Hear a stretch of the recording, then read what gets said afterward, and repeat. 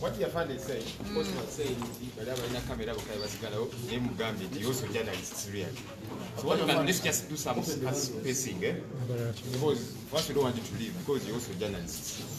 But just do a bit of spacing so that Afande is at peace. You know, last time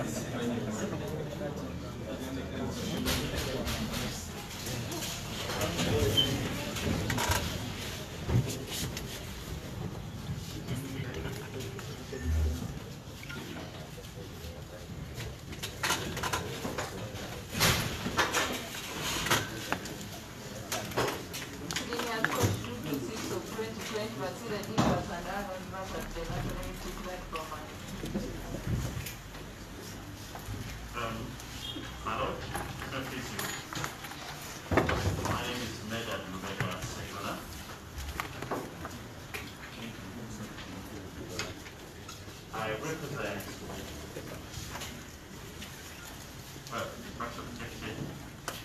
this particular case with STAR, the 4th, the 5th, the 6th, the 7th,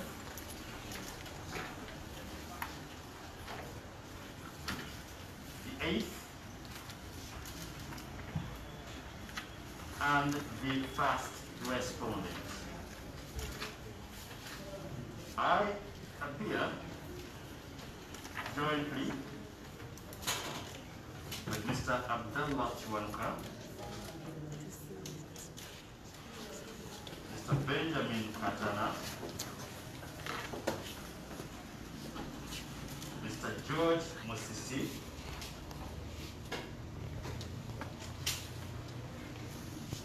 Mr. Jonathan Elotu, and Mr. Anthony Wameli, for both respondents. Allowed for the 10th respondent, Mr. Eric Shabiti,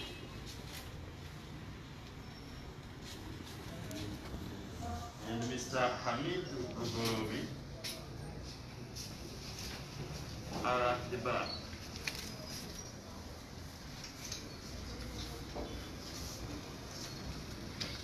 The Electoral Commission is represented by Mr. Samuel Chiyingi, the registrar in charge of political parties.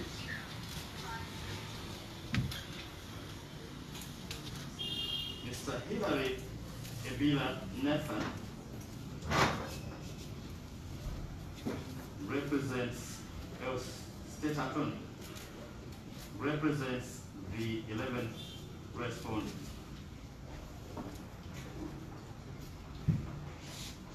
And for the applicants, I think they already put themselves.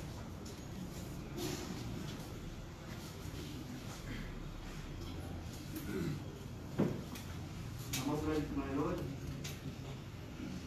James Yamama, my name. Let us finish the correspondence. My lord, thank you for the guidance, my lord. The respondents, in form of third respondent, Honorable Chagulanyi Sentano Robert, is in court in his capacity as well as representing the first respondent as president. Mr. David Lewis Ruongoya is in court, fourth respondent. Mr. Joel Senyonyi, the sixth respondent.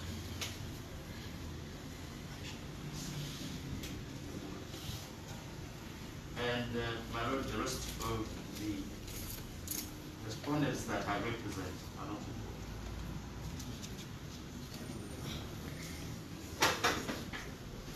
I am also advised, with your permission, my lord, that Mr. Wahinda Enoch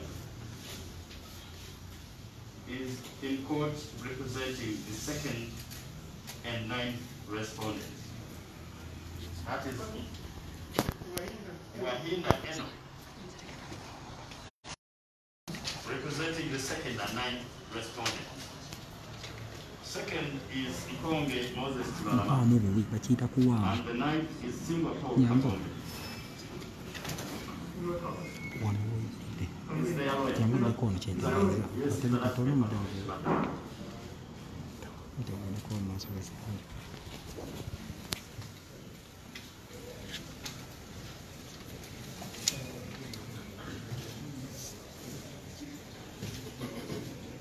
And my lord, for the record,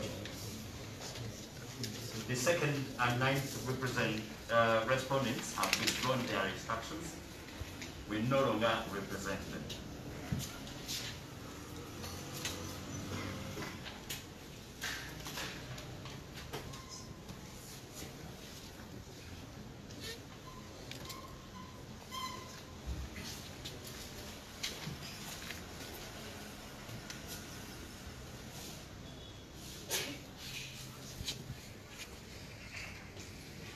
My lord, for the applicant,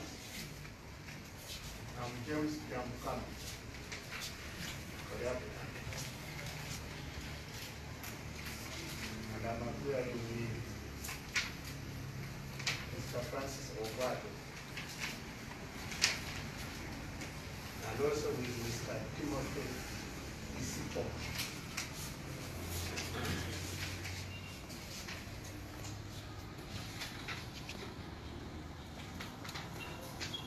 I don't think the first applicant is sorry. The first applicant, Mr. Basili.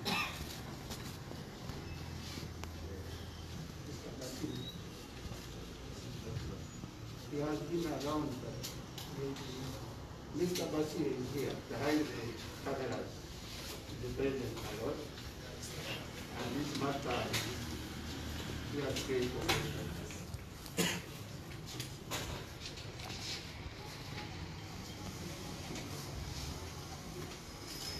That we have closed No, my lord. Why? We have, as you notice, the nature of this case keeps shifting. We have just been served with a supplementary affidavit in reply by the respondent. And the respondents whom we previously represented have been changed instructions, making serious allegations in their affidavits necessitating a rebuttal from our side. Our view is that we need to first analyze the affidavits and make particular responses, and thereafter we shall close our case. Why don't you leave it? Well, but not to the extent that the assumptions may be factual, we may not take that risk. We would wish to aid the court by availing or presenting before it everything that we consider relevant, but we are subject to your How much guidance. can you do? We just need by Monday, my lord, maybe Friday, we will have 5 months or less. If we continue deeming them necessary. But with hindsight, that we could leave it to court, we may decide otherwise or not. Let's do it by Monday, then the foundation is not Most of them. My lord, I'm not planning to object. I don't know if it's on record that we have equal things up why we need the price this morning. Therefore, we pray for time as well, maybe by the Monday timeline.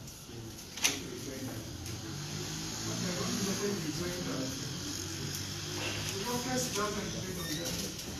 Your case is your case, assuming they haven't filed.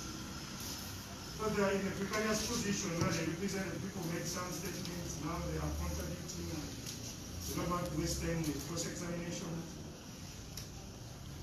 That's why I'm giving them an opportunity to have the bank to say something about those affairs. My lord, that's why I'm saying if needed. We are going to the rules this filing. Because I don't want to become a ping pong. You don't first see what the other person says. Now you're saying this, I also want to say this again. But by the time you came all out, your case is as I don't have it. But nonetheless, my lord, I don't want the ping pong filing. That's why I thought that I would give directions today. I wanted to conclude this matter as fast as possible. And decided attracting a lot of attention. The data will not affect the payment that we decide on. Because if you introduce something new, they need to say something about it. That's the challenge we have with rejoinder. Rejoining submissions is okay, but evidence is a challenge.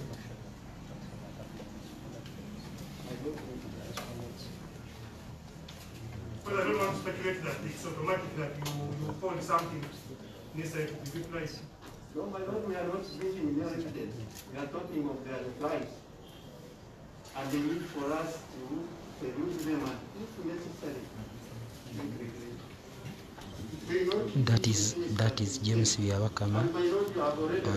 James Byabakama eyawaabira Kyagulanyi ne bakulembeze banne mu NOP. Omulamuzi agezaako kumugamba nti ebintu ebimu byaleeta mu kkooti bibuzaabuza omusango, so alina okuba omulambulukufu mu byayogera ne byakola. So omusango guno gwego James Byabakama oyo gwolaba ayogera ne banne ali mu kugasimbagana n'omulamuzi gwolaba mu kasonda wali. Omulamuzi agezaako kumugamba obujulizi bwaleeta nga tebukwatagana.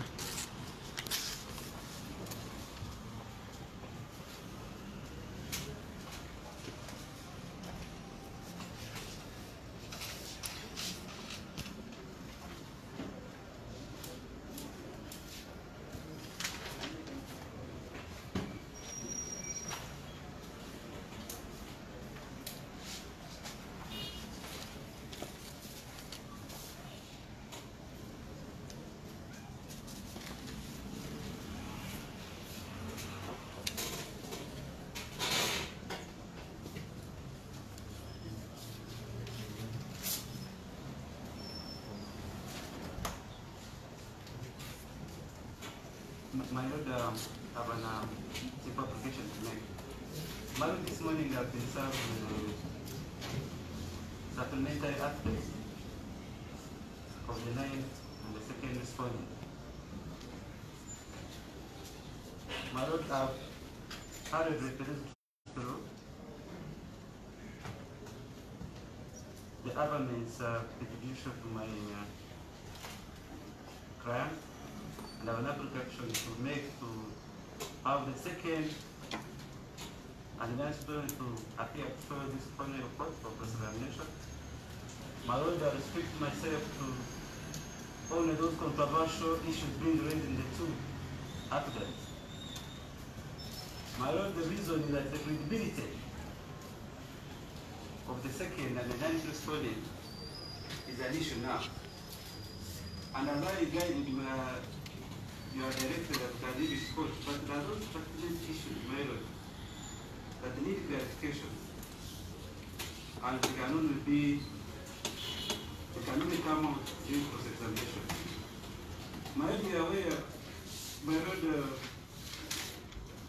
the second respondent is the former president of the first respondent.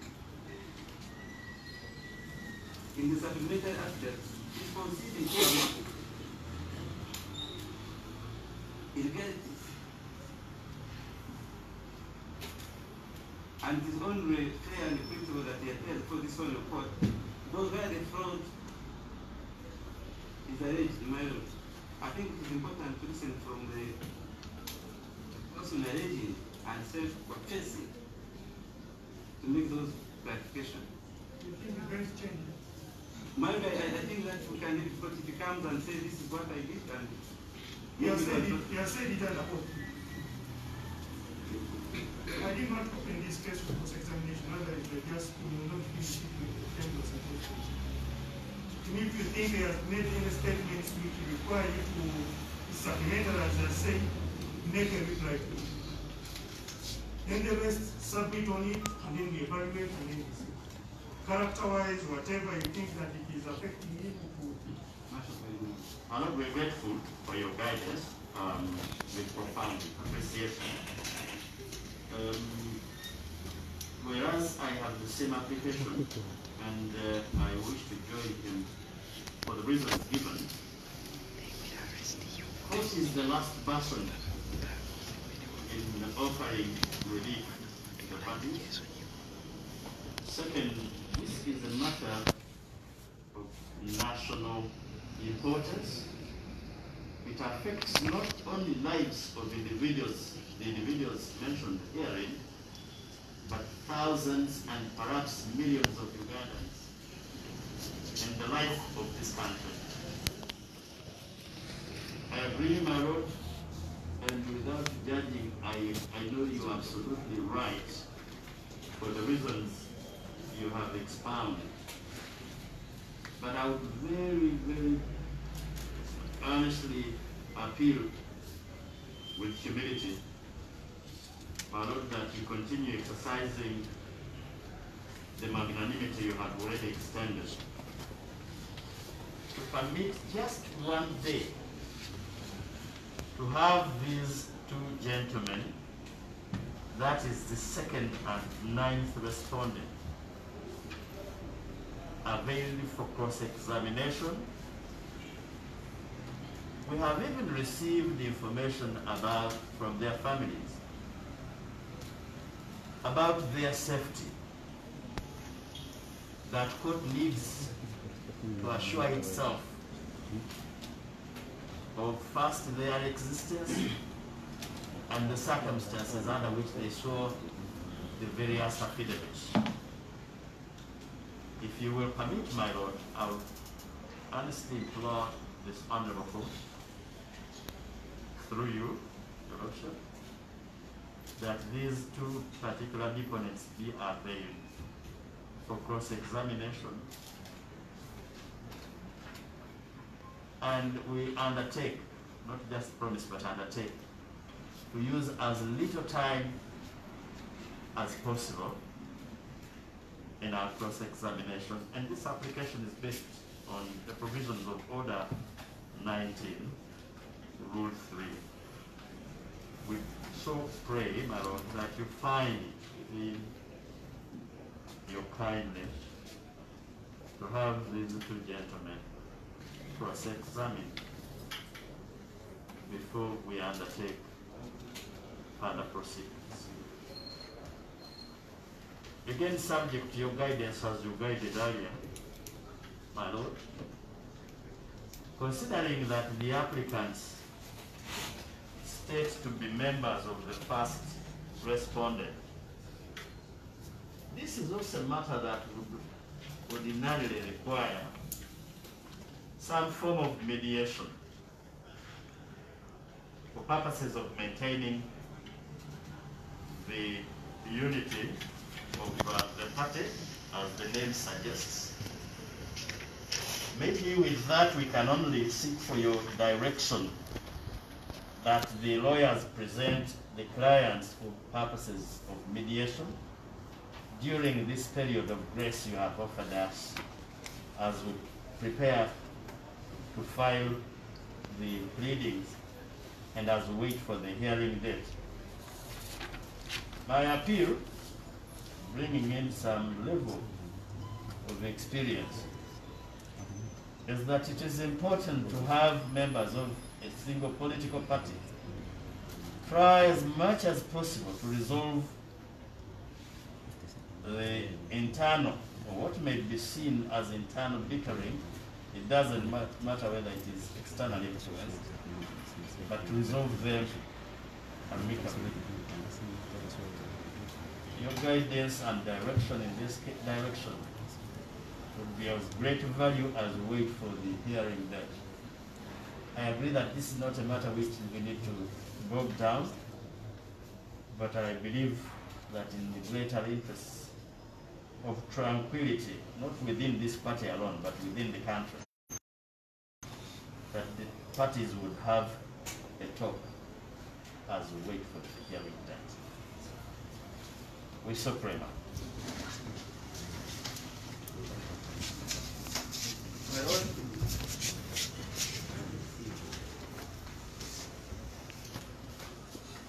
in principle, we do not have objections to the two prayers of our friends.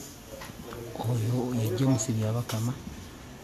My Lord brought this matter forward today because of the urgent need to dispose of it.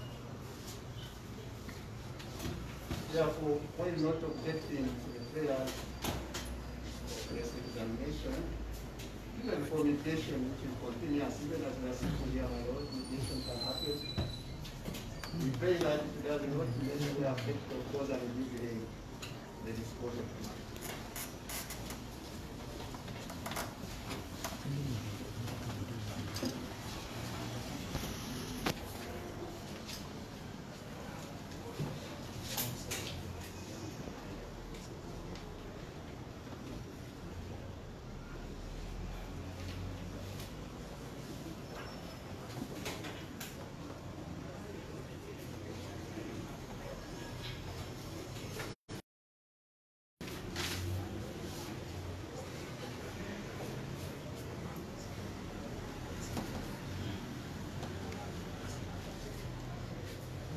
My Lord, I'm Wakinda Enoch, representing the second and ninth respondents.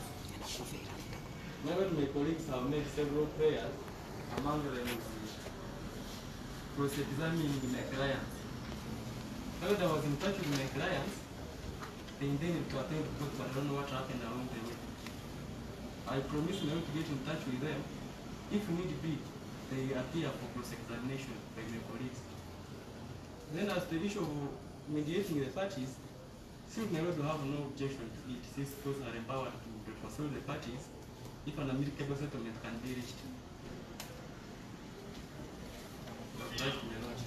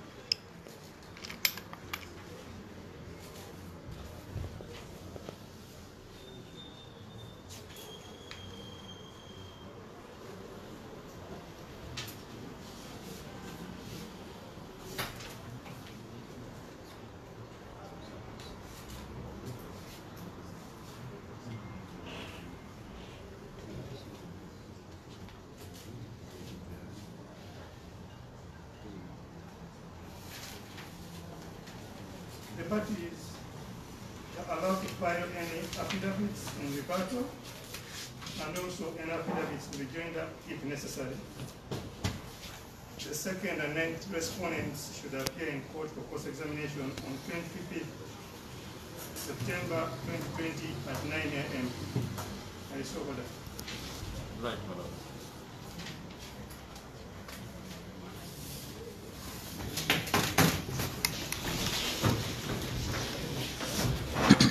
Okay, omulabi waffe tugenda kuba olina omuweereza wa Ashraf Kasirye ne muganda wange John Natinsenguze tugenda kuba tukuyitiramu ebibadde mu kkooti wano naye katumalirize ku interviews z'abantu baffe wano.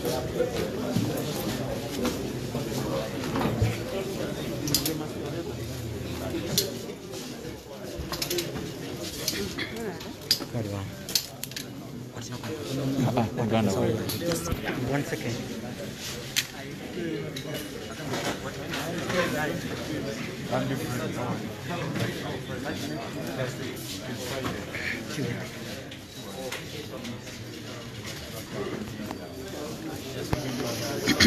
Okay, twagala okutegeeza nti bannamateeka bawabirwa nga kwe kuli omubaka Robert Kyagulanyi Ssentamu era President wano gw'olabaawo nga bakulembeddwa Musegona Medad akali amagwa basabye nti abantu ababiri abawandiise affidavit nga bagezaako okuwa obujulizi obulala mu musango guno gwe bawabira bano okutwala ekibiina mu bumenyi bw'amateeka okuli omwami Moses Kibalamankongo nga kwogatta n'omwami Secretary General eyali Secretary General w'ekibiina kino bajje mu kkooti wano babuuzibwe kajoyijoyi w'ebibuuzo ku ebyo bye bawandiise kubanga bannamateeka Bakyagulanyi ne Joel Ssenyomo bagamba nti bayinza okuba nga tebabiwandiise mu kweyagalira ebyo bye bagamba nti babigase mu musango guno gwe baali bawaaba edda n'engeri gye byaleeteddwamu bagamba nti baleetebwe mu kkooti era omulamuzi alagidde nti nga 23 omwezi guno gw'omwenda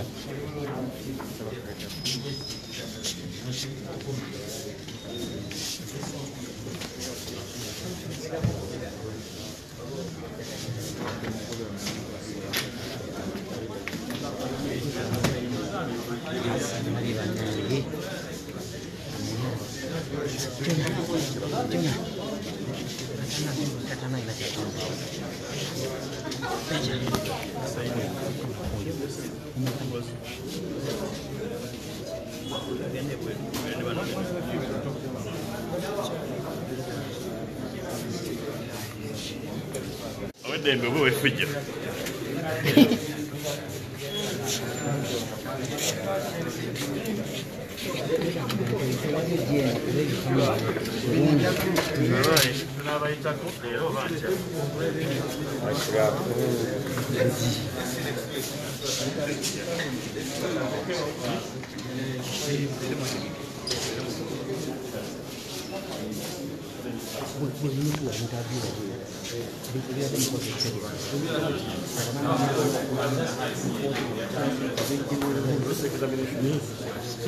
Nze bakusaba tuli demanding let's call that for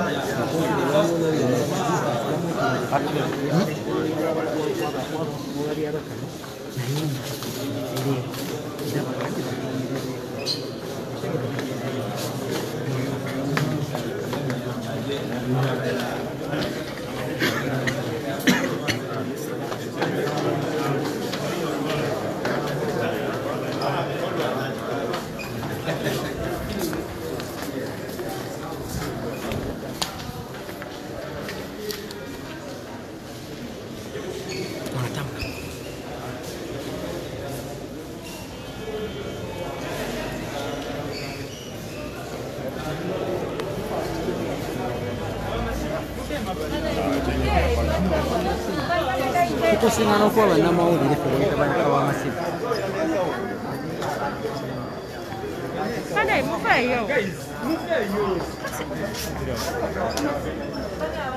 Well, ladies and gentlemen, if we can be orderly, we would finish this exercise. Order. Colleagues, if we are orderly, we can. We can conclude this in 2 minutes. If you do not do that, you're going to be repulsed out of here. Now, may I have the pleasure of presenting the next President of the Republic?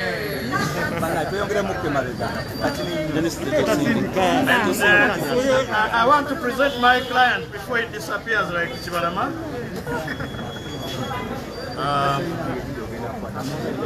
On our part, you followed the proceedings. We have successfully applied to go to have Mr. Chibalama and Kagombe presented for cross-examination. Gratefully, to court, that has sailed. Number 2, we have received the second set of affidavits contradicting the original ones. Number 3, we have seen the videos, the previous video and the latest video. Number 4, we know the hand behind the case, but we are not here to discuss that hand. Number 5, this is a matter for the rest of Ugandans, and Ugandans are watching. They will be able to see who is lying and who is not. May I present the President for the address? Luganda. Mubaddemu mu kooti ne mulaba kooti tugisabye etuleetere abaali ba clients baffe ababiri Muzeeyi Kibalama ne Muzeeyi Mwami Kagombe tubeeko ebibuuzo bye twabuuza okutuyamba okutereeza rekodi ya kooti. Era kooti ebadde yakisa nekkiriza. Ensonga ey'okubiri tumanya ali emabega w'omusango guno naye tetugenda kumwogerako leero. Ensonga ey'okusatu bannayuganda bonna gubakwatako era bagugoberera bagusabire kubanga kino kiri ku bulamu bwa ggwanga. Ensonga ey'okuna njagala kubanjulira President wa Uganda addako era client waffe nga tannaba kutubulako nga ba-client ababiri abaatubuzeeko. Ebimala tukomawo dikanso nsabe President mbadde wakati kirala mukume social distance. Thank you very much. I want fellow Ugandans and citizens of the world to know, because it's clear to everybody, that Museveni is doing everything he can to make sure I don't appear on the ballot paper in 2021. This has been evident from challenging my academic qualifications, to challenging my date of birth, to planting guns in my room, many other things. And we expect much more. We also know that he's on a spending spree, spending taxpayers' money and using the National Army and Force and military to compromise and coerce everybody that he can coerce or compromise. You've seen him compromising people that have been close to me, the full figures, the Bajos, the Basaja Mivules, and now you see Muzeeyi Kibalama and others. We can guarantee you that you're going to see many disappointments. You're going to see many unbelievable things. But again, I guarantee you Ugandans, and I guarantee you Mr. Museveni, that we are going to defeat you in 2021. I am going to be on the ballot paper, we are going to vie, and we are going to win you in a democratic election. Also, I want to confirm to Ugandans that nobody should be worried. This is being done, not that the government or the regime wants to win the case. No, but because they want to cast doubt in the eyes and minds in those that believe in us. They want to cast doubt in the eyes and minds of the members of the National Unity Platform, both in Uganda and all over the world. This is not intended to win a case because they have no case whatsoever. We did everything within the law. We held a delegates conference, we were elected into office, everything was clear, and you all saw, journalists and members of the media, that Mr. Kibalama was being coerced and followed all the time, and he said that on camera. Even right now, we've been in contact with these family members. Nobody knows where Mr. Kibalama or where Mr. Kagombe is. The last we knew is that their home was surrounded by the military. We watched the videos in disbelief. But again, we notice that they could be under duress because even right now, nobody knows where they are. His apparent lawyer, the one that came with the second fake affidavit, mentioned that these people just show up to sign and they disappear. Even the lawyer has no control over them and has no knowledge where they are. I can only assure you that oppressed people will not be oppressed forever. We shall definitely win. Briefly in Uganda, President. Uganda. Because njagadde buli omu akimanye nti Museveni afuba okola kyonna kyasobola okukola mu mbeera yonna okulaba nga sibeera ku kalulu mu mwaka ogujja ogwa 2021 kuba amanyi singa mbeera ku ballot paper talina chansi yonna kati akola buli kyasobola mumulabye nga akozesa abalooya abajingirire okuteekako emisango nti saasoma negigwa butaka ne baleeta emisango nga basomooza okuzaalibwa kwange abalala abandobye n'okundoopa lwaki nazaalibwa naye era byonna bigenze biyiika bwe bityo agenze mu maaso n'okozesa obulimba mwamulaba nga nteekako emmundu ne balimba nti bakutte emmundu mu ruumu yange n'ebirala naye katonda gwe tusinza teyeebaka ensonga lwaki tukyamalako mwetegefu n'okozesa sente z'omusolo n'okozesa poliisi n'amagye g'eggwanga okunyigiriza n'okugulirira abo bonna abatwetoolodde basobola okugulirira muze mulaba nga gulira abantu abangi okumpi bafulufiga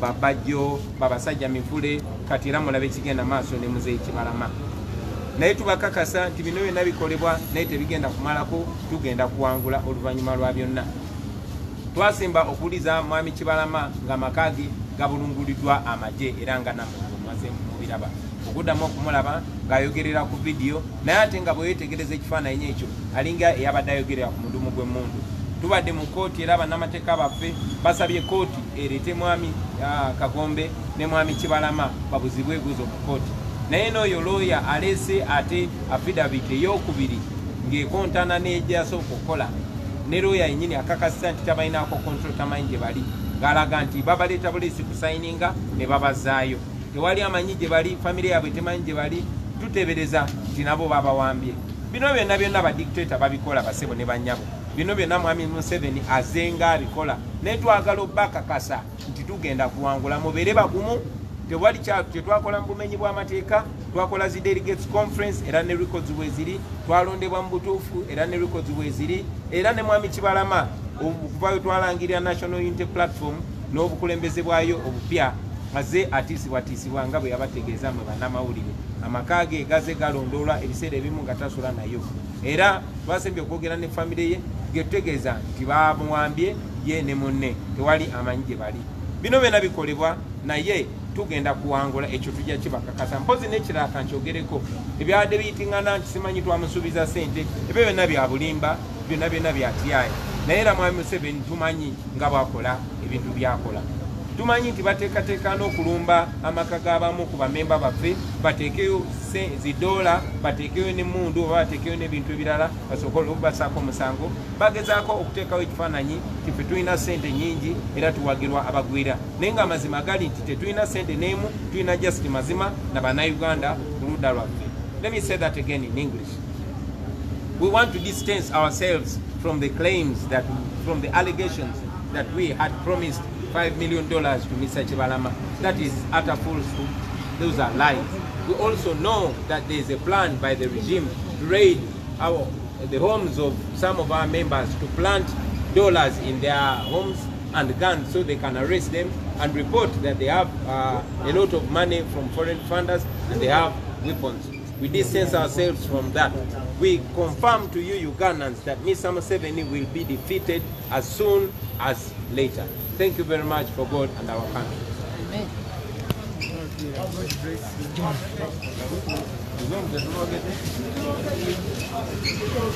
Sebo, MP wakawe mpaddako. Soko tubulire. Yes. Kankunone.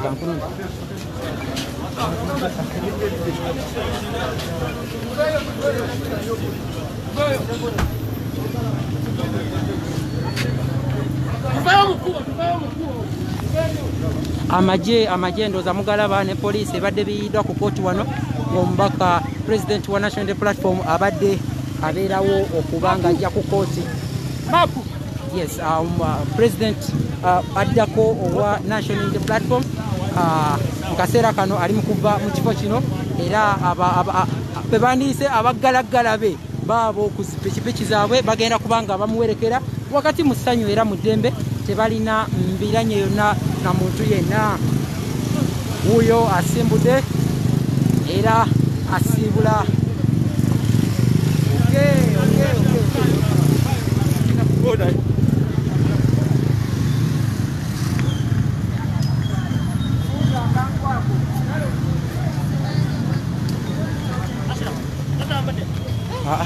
Ngene nabo. Ngene nabo.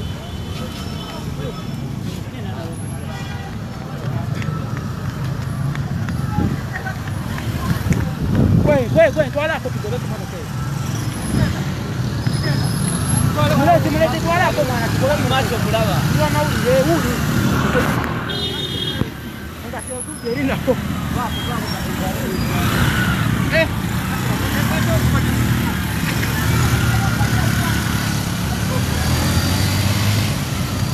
Bueno, era como que era presión. Pare coco. Se jude. Okay.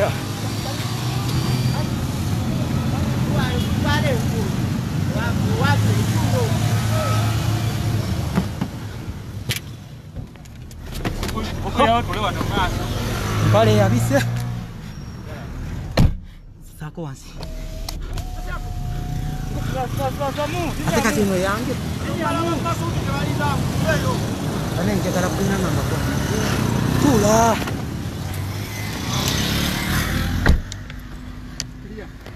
Bana empale yange wede.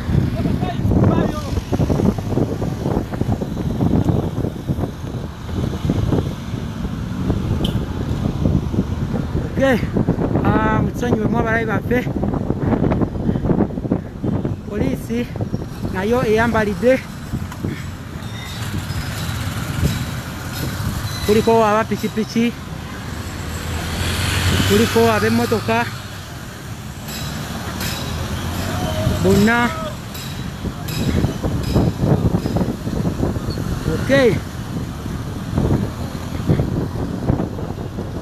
Omulabi waffe kubanga tutegeeza polisi nga bulijjo esazeewo egoba emmotoka ya Kyagulanyi naye akyali wa mirembe wamu n'abawagizi be. Kubanga tutegeeza kyayolekedde okuddayo ate akakalabye emirimu.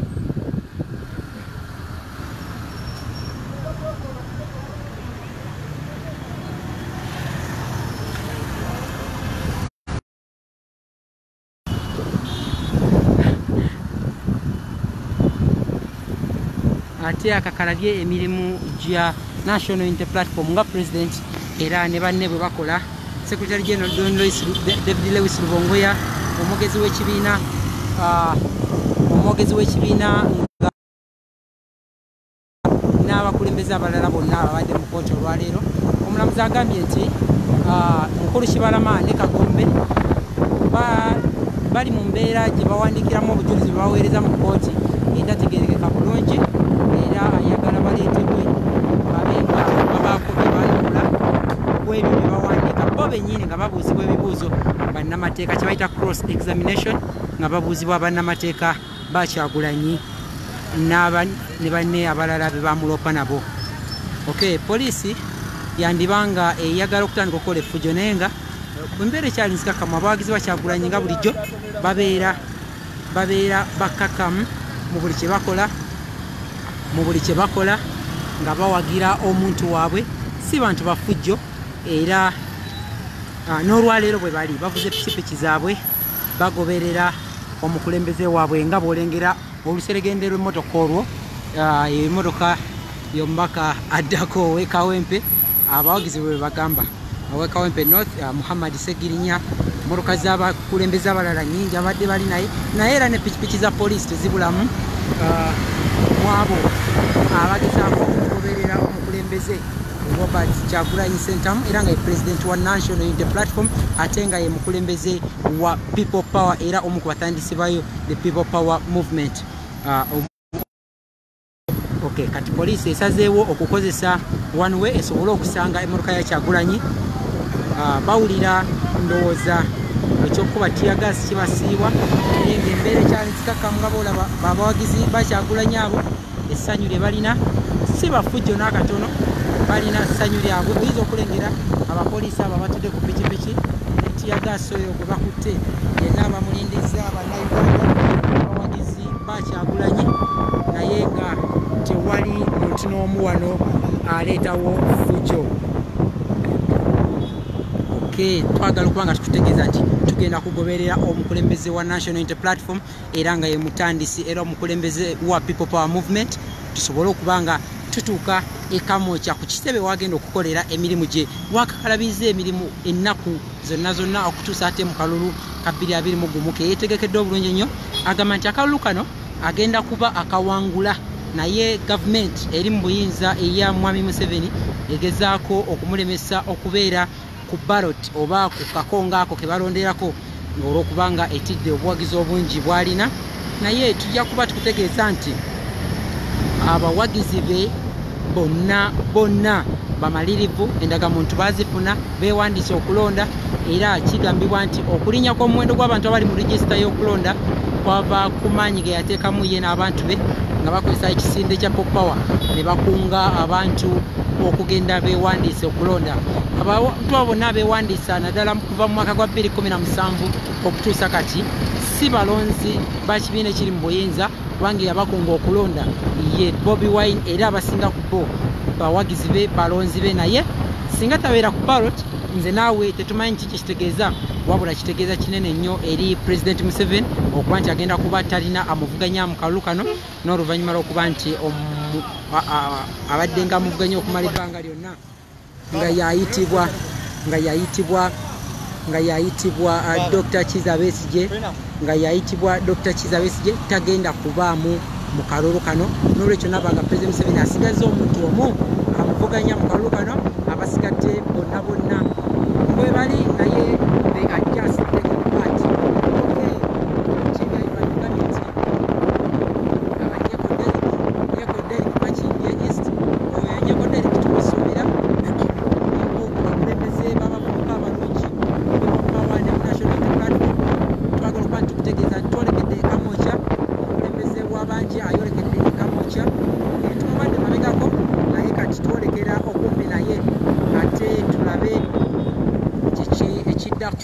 Oluvannyuma lw'omusango guno gwe tubaddemu olunaku olwaleero.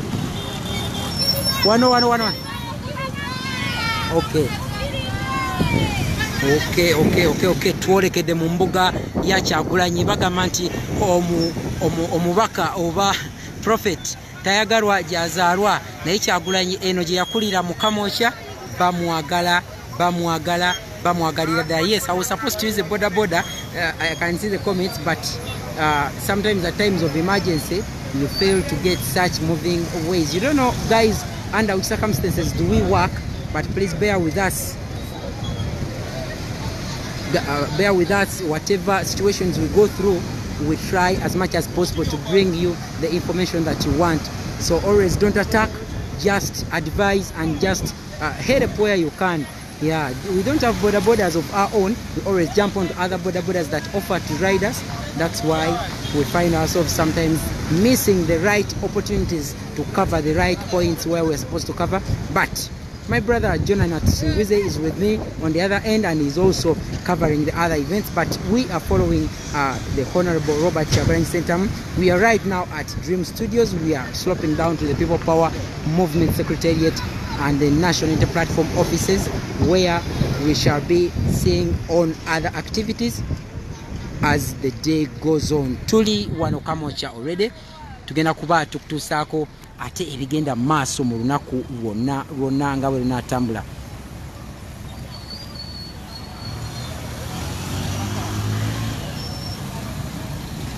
Yes, pozi tubasaba abawagizi baffe ensonga y'okwemulagana mwesonyiwe mubeere nga muli ba Luganda nga mwogerera wamu nga bannayuganda abagala enkyukakyuka, ate naffe amawulire ge tubaweereza tugabaweereza wakati mu ssanyu okuba nti twagala mufune ekyo ekituufu. Leka como Sekam, eh?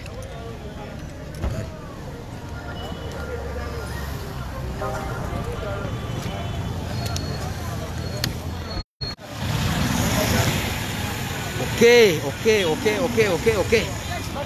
Yes. Ina mukatono.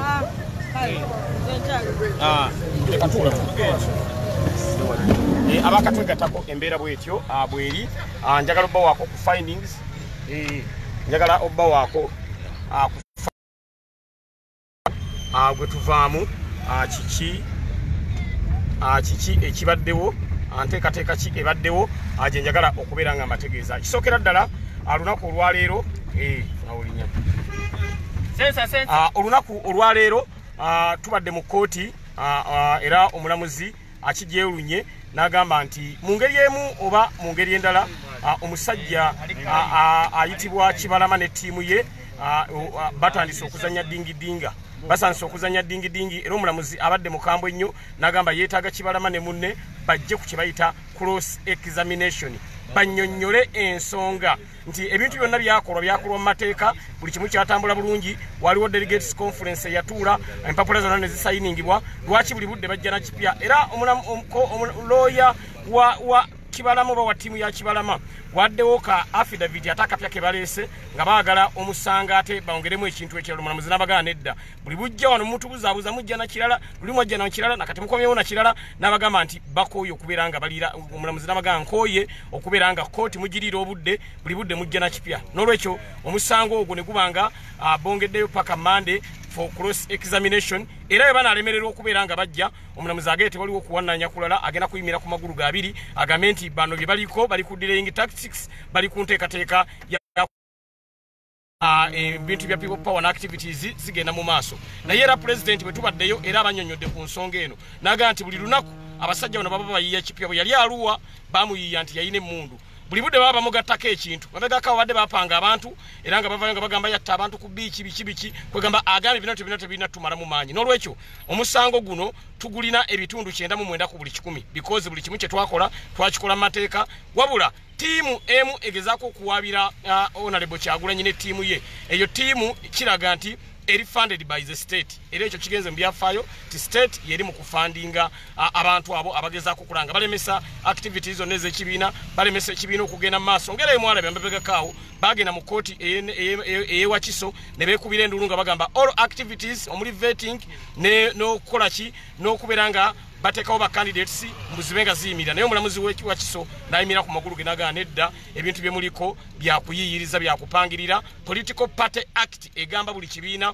okukola vetting okukola process yaayo ey'okubeera nga bavetinga ba candidates n'olwekyo kigenze mu byafaayo nti abasajja bano omusango gwe baliko muyungirire muyiyeyiye bo kye baliko bali baagala tulira budde baagala tuluyisa ku nteekateeka gye tugenda kera mu 7 kino kiraga nti atidde nnyo because ne kooti ye yennyini gye yeesiga omulamuzi agambye kati mbikooye nange wentuuse mbikooye luli mwajja mwayogera birala leero we muzze mwogera birala agambye there is any contradicting information last time mwajja ne statement ndala ne leero muzze ne statement ndala kati ekituufu kyeki kitegeeza nga information gye baleeta contradictinga olw'okuba nti abafunding oba balagira okukola ekyo ebintu ayiiya biyiiye that's why n'omulamuzi akirabye n'agamba kati mbikooye era tumanyi nti by Monday omusango ogwo banala tebazze for cross examination tumanyi nti omulamuzi agenda kubeera nga agugoba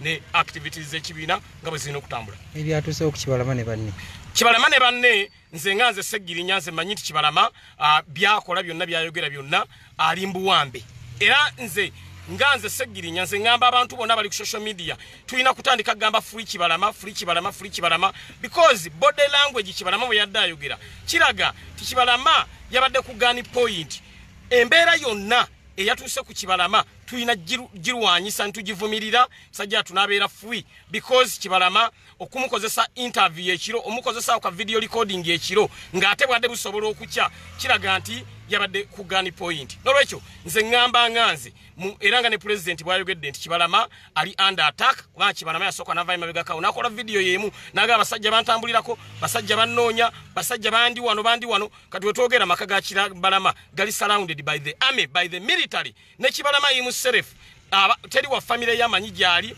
teri ayamuwulizaako essimu ze zonna zaavaako kitegeeza Kibalama ali under attack. Nolwekyo ffe tulina okukola kiri ekintu kimu kubeera nga tulwana tulabe nga Kibalama abeera free because ali mikono gy'abasajja kati bamukozesa buli budde yogera kino yogera kiri yogera kino because ali ku mudumu gwa mundu naye kino tekigenda tumala mu maanyi tekigenda tupondoosa era ntegeeza bannayuganda mwenna naddala bali mu diaspora mwadde muweddemu amaanyi n'abali ewaka tewali kintu na kimu kigenda kulobera people power kutambuza activities zaakyo tewali kintu na kimu kigenda kulemera NUP kutambuza activities zaayo because buli kimu kye tukola tukikola mu mateeka.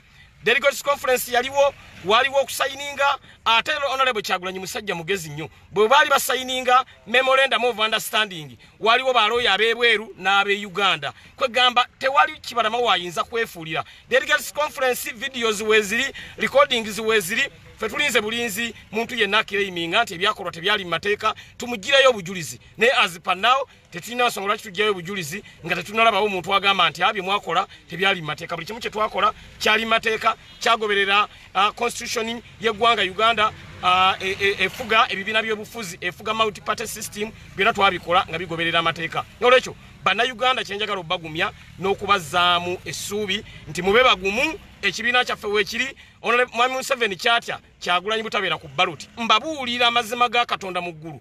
Honorable Robert Kyagulanyi Ssentamu come rain or shine ali ku baloti y'eggwanga Uganda keetonyeka gwake ali ku baloti y'eggwanga Uganda oba tulina ekibiina oba tetulina kibiina Honorable Robert Kyagulanyi Ssentamu ali ku baloti y'eggwanga Uganda. Mubadde mulema begakaawo baleeta ebyebiwandiiko ne bigaana okukwata baleese buli kintu kyonna kigaanya okukwata buli kintu kyonna kye baleese kigaanya okukwata kati bawambye Kibalama nga balowooza nti baba bamaze of which ekyo tekisoboka because buli kimu twakikola mu bumenyi bw'amateeka twakikola mu mateeka buli kimu kyagoberera emitendera emituufu twagobera kye bayita multi party system laws zonna twazigoberera. Nolwekyo teri kye twakola nga kiri mabega w'amateeka buli kye twakola twakikola nga kigoberera amateeka. Nolwekyo bannayuganda mbagumya mwebe bagumu kibiina kyaffe weekiri era wano emirimu gy'ekibiina tewali gwayimiridde vetting ekyagenda mu maaso okuwa abacandidates abagenda okubeera nga banominatinga ku bwa kansala ne ku bwa road council lunaku olw'emmande wano okufuna kaadi zaabwe bigenda mu maaso tewali mulimu gwonna gwa kibiina gwayimiridde